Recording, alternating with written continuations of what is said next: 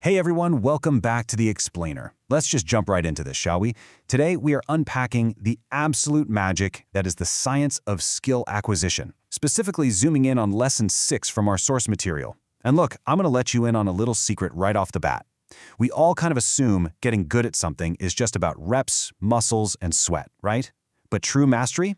It is this wild, multi-layered journey. Seriously, think about it. Have you ever practiced a skill endlessly, literally put in hours and hours, only to just completely freeze up when it actually mattered? Or, on the flip side, maybe you barely practice at all, but somehow you delivered the absolute best performance of your life out of nowhere. It's maddening, isn't it? Well, if that sounds familiar, you're not going crazy. Hitting these weird plateaus or getting stage fright despite working so hard, it happens because skill isn't just a physical thing, not even close. So here's our roadmap for today. We're going to hit 5 specific layers: the physical illusion, the mental engine, the social mirror, unconscious and emotional layers, and the psychological knots, before wrapping up with pulling the ropes. Think of this whole process like pulling a heavy bucket of water up from a deep well using 5 distinct ropes. If you let go of even one of those ropes, the bucket tips, the water spills, and boom, you lose the mastery you were building. All right, let's kick things off with layer number 1, the physical illusion. We absolutely have to acknowledge that physical practice is necessary, for sure, but man, it is really just the tip of the iceberg. But before we grab that first rope, we need to get clear on what we actually mean by a process. Basically, a process is just how things behave over time. A skill, a habit, or an ability. It's not just a single snapshot or a one-off event. It's a continuous, rolling journey of transformation. And here is the kicker. If you understand these processes, you can actually design them to work for you. If you don't, well, you just become captive to them. So let's talk about the physical rope, because there is some literal physiological magic happening in your body when you learn a skill. Think about when you first learn to touch type. At first, your fingers are basically tied in knots, right? But as you keep at it, motor neurons fire up, blood flow surges to those muscles, acetylcholine floods your neuromuscular junctions, and myelin starts wrapping around your nerves, which is honestly like upgrading your brain's wiring to fiber optic cables. Brain scans actually show that with physical practice, your primary motor cortex and cerebellum become incredibly efficient. Basically, your brain finally stops calling a full-blown crisis meeting for every single keystroke. Okay, moving right along to the second layer, the mental engine. This is all about the crazy power of practicing entirely in your mind. This brings us to our second rope, which is quiet but honestly incredibly powerful, your mental process. See, way before your physical body even twitches, your mind has already practiced the action through attention, strategy, and problem solving. To really prove this, we got to look at this famous 1995 study by Pascual Leone. The researchers took one group of people and had them physically practice playing the piano for 2 hours a day for 5 straight days. But then, they took a second group and had them do strictly mental practice, meaning this second group only imagined playing the piano for the exact same amount of time. They never even moved their fingers. Guys, the results from this are absolutely mind-blowing. The mental practice group improved almost equally to the physical practice group. No way, right? And it gets crazier. The cortical changes in their brains, like the literal physical rewiring of their neural pathways, were virtually identical to the group that actually played the instrument. You can quite literally rewire your brain and become a better pianist without even touching a keyboard. That is the raw, undeniable power of the mental rope. Which transitions us perfectly into layer 3, the social mirror. This is a great reminder that absolutely zero skills are learned in a total vacuum.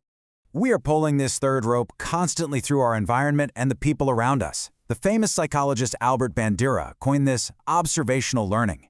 He showed that we can pick up complex skills simply by watching other people succeed. You watch a mentor, your brain quietly logs the pattern, and bam, you execute it. But you probably see the trap here, right?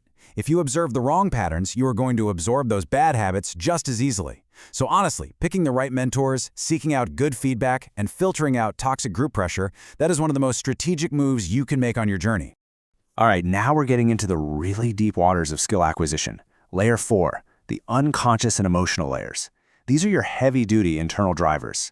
Think of the fourth and fifth ropes as this interconnected wheel of internal drivers. First up, you have the unconscious slice.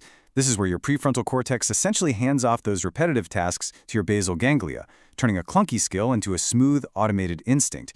It's also where your brain is actively consolidating memories while you sleep, setting up those random aha moments. But then, look at that second slice, the heart. And we don't just mean the muscle pumping blood. We're talking about your core emotional state. It dictates your motivation and your passion, sure, but it also harbors your vague anxieties, your irrational fears, and that creeping sense of burnout. So the absolute crucial takeaway here is understanding this psychosomatic reality. Your mind and your body are a complete package deal. If your heart rope is frayed, like say you're dealing with chronic stress, heavy anxiety, or you're just emotionally fried, your physical body is going to manifest that, period. It turns into tension headaches, weird digestive issues, or just leaden muscle fatigue. Ignoring your emotional health will 100% derail your physical skill progression. Okay, moving on to the fifth layer, the psychological knots. These are the hidden little friction points that can completely jam up your progress. Because, look, as you're trying to pull all these ropes, you're inevitably going to hit these invisible knots that you, often unknowingly, tied yourself. The source text points out some really fascinating psychological traps here. You've got the double bind, cognitive dissonance, the halo effect, all the way down to displacement of aggression. You know, like when a coach tears you apart at practice and you go home and take it out on your completely innocent roommate. Yeah, that. But let's actually zoom in on two of the most dangerous knots on this list. First, the double bind. This nasty little knot happens when you're getting logically contradictory messages. So imagine a coach who is constantly screaming at you to be creative out there. But the second you actually try a creative move, they rip you to shreds and bench you. That right there completely tangles your social rope, which then instantly freezes your physical rope and leaves you in total mental and physical paralysis. You're trapped. And then, of course, we have cognitive dissonance. This is that awful mental tension you feel when two totally conflicting realities smash into each other in your head. Like you genuinely believe, I practice perfectly, I'm ready, but the scoreboard says, nope, you failed miserably. Your brain absolutely despises this tension. To fix the discomfort, it'll start inventing wild excuses, twisting the facts, or, worst of all, it'll just make you quit the skill entirely to avoid the pain. Learning to manage that dissonance is absolutely vital if you want to keep progressing. Which brings us to our final section, pulling the ropes. Let's pivot into problem-solving mode so you can actually start designing a better practice routine. Enter the Master Practice Matrix, straight from our source material. This is such a brilliant, structured diagnostic tool that you can use the second you hit a plateau. You literally just ask yourself a key question for each rope. Physical: how exactly is my body engaged? Mental: what imagery am I running through my head before I move? Social: who am I learning from, and is their feedback actually helping? Unconscious: am I getting enough sleep to let these insights bake? Emotional: how am I handling my performance anxiety? Whenever you stall out, just run through this matrix. I guarantee you one of those ropes is fraying, and this tool will tell you exactly which one it is. So, how do we actually hack these processes? Well, the text gives this highly practical and honestly slightly surprising trick for triggering that unconscious aha moment, what psychologists like to call a Gestalt breakthrough. Step 1.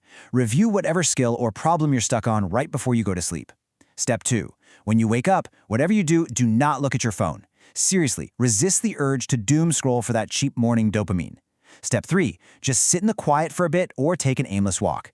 Because you planted that seed before sleep, your brain has been churning on it all night long. Give it space, and that sudden insight will strike you out of absolutely nowhere.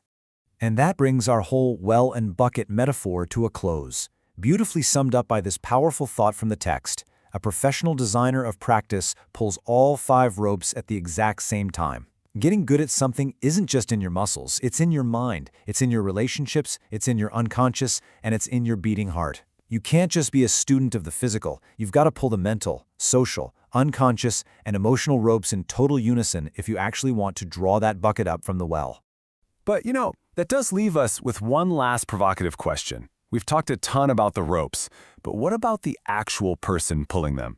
As we look ahead to Lesson 7 in our source material, I want you to ask yourself this. Which of your own inherent human traits act as an accelerator for your learning, and which of your traits are acting like a giant parking brake? Think on that for a bit, and we will unpack the whole thing in our next explainer. Thanks so much for hanging out with me today. I'll catch you next time.